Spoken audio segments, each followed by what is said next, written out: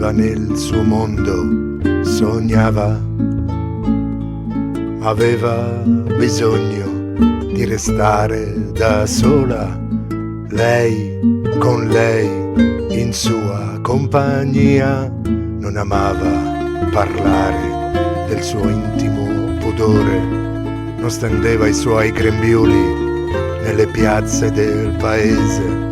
Per questo dalla gente era considerata una timida pazza, una donna silenziosa. Un giorno cominciò a scrivere sui muri i suoi sogni, tutti i suoi velieri. La sua mente navigava da Bangkok alla Grecia, la sua penna era un oceano, la sua anima svelata.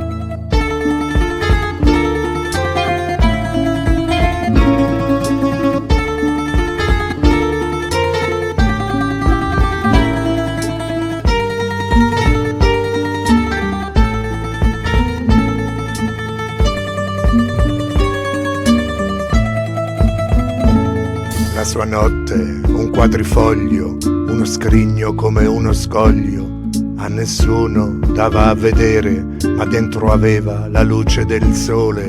Carovane di pirati facevano le feste, principesse divoravano i pesci delle coste.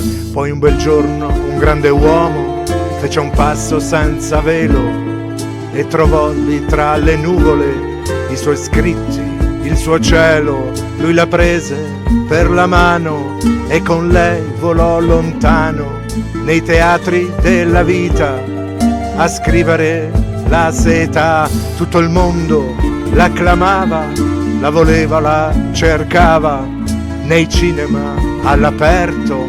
Lei leggeva, lei cantava, era all'apice di ciò che credeva il successo, ma ben presto lei si accorse di tutto quello che aveva perso.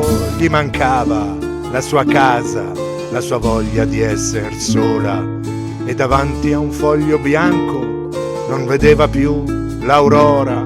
Quando il cuore non respira, la bocca resta muta, e piano piano perse anche la voglia della vita.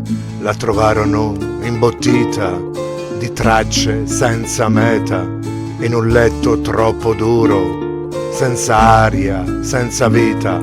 Quando il mondo ti regala è perché vuole rubarti ogni attimo del tuo tempo, tutti i tuoi sogni, i tuoi diamanti.